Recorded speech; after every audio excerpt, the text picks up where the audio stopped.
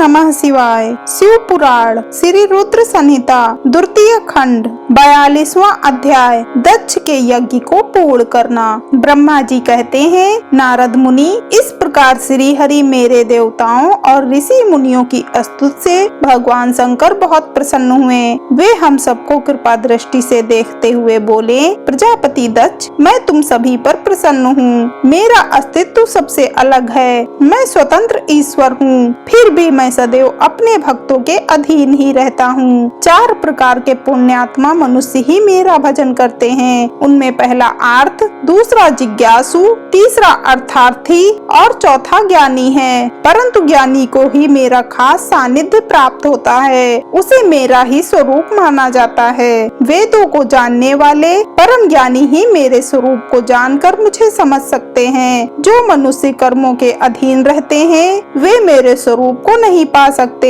इसीलिए तुम ज्ञान को जानकर शुद्ध हृदय एवं बुद्धि से मेरा स्मरण कर उत्तम कर्म करो। हे दक्ष, मैं ही ब्रह्मा और विष्णु का रक्षक हूँ। मैं ही आत्मा हूँ। मैंने ही इस संसार की सृष्टि की है। मैं ही संसार का पालन करता हूँ। मैं ही दुष्टों का नाश करने के लिए संहारक बन उनका विनाश करता हूँ। बुद्धिहीन मनुष्य जो कि सदैव सांसारिक बंधनों और मोह माया में फंसे रहते हैं, कभी भी मेरा साक्षात्कार नहीं कर सकते।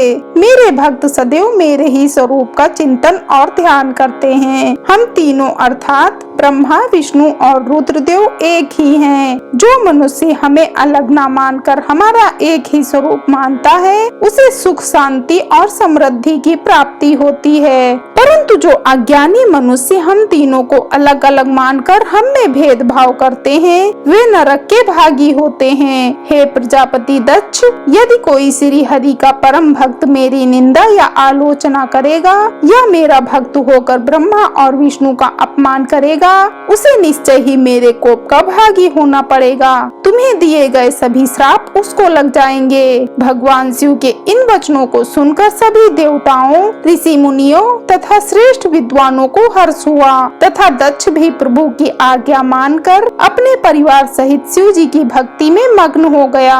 सब देवता भी महादेव जी का ही गुणगान करने लगे। वे शिव भक्ति में लीन हो गए और उनके भजनों को गाने लगे। इस प्रकार जिसने जिस प्रकार से भगवान शिव की स्तुति और आराधना की, भगवान शिव ने प्रसन्नता पूर्वक उसे ऐसा ही वरदान प्रदान किया। तत्पश्चात भक्त वत्सल भगवान शंकर जी से आज्ञा लेकर प्रजापति दक्ष ने अपना यज्ञ पुनः आरंभ किया।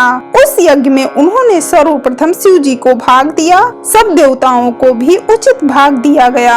यज्ञ में उपस्थित सभी ब्राह्मणों को दक्ष ने सामर्थ्य के अनुसार दान दिया। महादेव जी का गुणगान करते हुए दक्ष ने यज्ञ के सभी कर्मों को भक्ति पूर्वक संपन्न किया। इस प्रकार सभी देवताओं, मुनियों और ऋत्विजों के सहयोग से दक्ष का यज्ञ सानंद संपन्न हुआ। तत्पश्चात सभी देवताओं और ऋषि मुनियों ने महादेव जी के यश का गान किया और अपने अपने निवास की ओर चले गए। वहां उपस्थित अन्य लोगों ने भी शिव जी से आज्ञा मांगकर वहां से प्रस्थान किया। तब मैं और विष्णु जी भी शिव वंदना करते हुए अपने अपने लोक को चल दिए। दक्ष ने करुणा निधान भगवान शिव की अनेकों बार स्तुति की और शिव जी को बहुत सम्मान दिया। तब वे भी प्रसन्न होकर अपने गणों को साथ लेकर कैलाश पर्वत पर चल दिए। कैलाश पर्वत पर पहुंचकर शिव जी को अपनी प्रिय पत्नी देवी सती की याद आने लगी। महादेव जी ने वहां उपस्थित गणों से उनके बारे में अनेक बातें की। वे उनको याद करके व्याकुल हो गए। हे नारद, मैंने तुम्हें सती के परम अद्भुत और दिव्य चरित्र का वर्णन सुनाया। यह कथा भोग और मोक्ष प्रदान करने वाली है। यह उत्तम वृतांत सभी कामनाओं को अवश्य पूरा करता है। इस प्रकार इस चरित्र को पढ़ने व सुनने वाला ज्ञानी मनुष्य पापों से मुक्त हो जाता है। उसे यश, स्वर्ग और आयु की प्राप्ति होती है। जो मनुष्य भक्ति भाव से इस कथा को पढ़ता है, उसे अपने सभी सत्कर्मों के फलों की प्राप्ति होती है। श्री रुद्र संहिता सती खंड संपूर्ण। हर हर महादेव।